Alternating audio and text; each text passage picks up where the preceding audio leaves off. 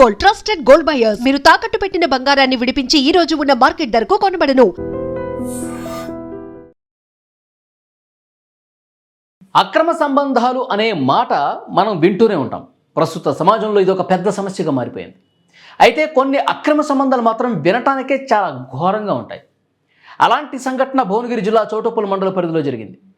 ముగ్గురు పసిపిల్లల భవిష్యత్తును వెలుగులతో నింపాల్సిన ఆ తల్లి తన అక్రమ సంబంధాలకు అడ్డొస్తున్నాడని భావించి పచ్చని సంసారాన్ని కూల్చేసింది. తాళి కట్టిన భర్తను వరుసకు కొడుకయ్యే వ్యక్తితో కలిసి బలి తీసుకుంది. చౌటుప్పల్ మండలం అంకిరెడ్డిగూడెం గ్రామానికి చెందిన రాపోలు దానయ్య, శారద దంపతులకు ముగ్గురు పిల్లలున్నారు. వీరిలో 2 కుమార్తెలు కాగా ఒక కొడుకున్నాడు.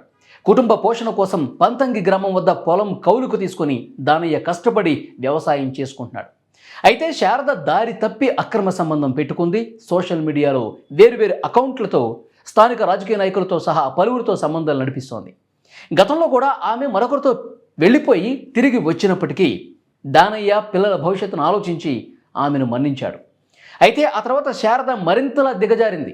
తన భర్త సొంత అన్న కుమారుడైన రాపోలు శివతో కూడా శారద తన లిమిట్స్ను దాటి ప్రవర్తించింది.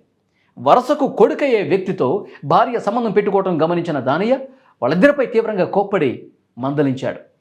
దీంతో తమకు అడ్డొస్తున్నాడని భావించి బాబాయ్ అని కూడా చూడకుండా దానయ్యను హతమారుస్తానని శివ గతంలో బెదిరింపులకు దిగాడు. తన రిలేషన్కు అడ్డుగా ఉన్నాడని తెలిసి శివతో కలిసి భర్తను చంపాలని శారద భావించింది. ఆదివారం రోజు దానయ్య సూర్యాపేట జిల్లాలోని దురాస్పల్లికి వెళ్లాల్సి ఉంది. కానీ ఆయనకు వెళ్లకుండా అడ్డుకున్నటువంటి శారద ఒక పక్కా ప్లాన్ ప్రకారం పొలం దగ్గరికి తీసుకెళ్ళింది.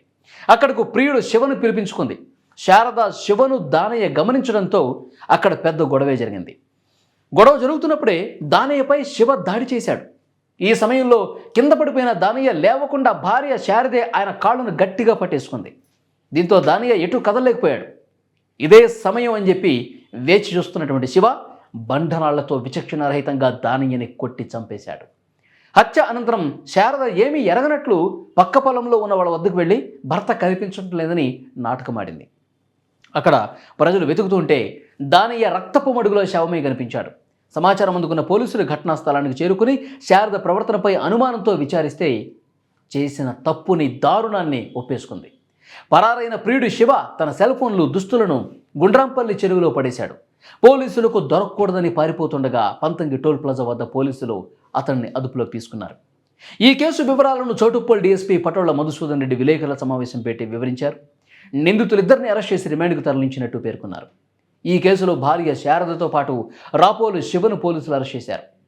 ఇద్దరిని రిమాండ్కు తరలించారు. కేసు వివరాలని DSP Patolla Madhusudan Reddy press meet పెట్టి అసలు ఏం జరిగింది, ఎట్లా ప్లాన్ చేశారు, ఎట్లా చంపారు అన్నీ కూడా మీడియాకి వివరించారు.